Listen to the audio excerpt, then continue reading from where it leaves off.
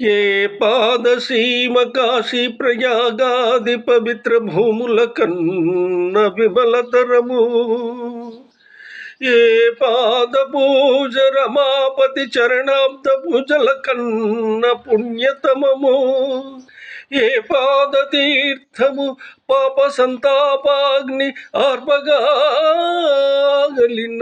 అమృత ఝరము,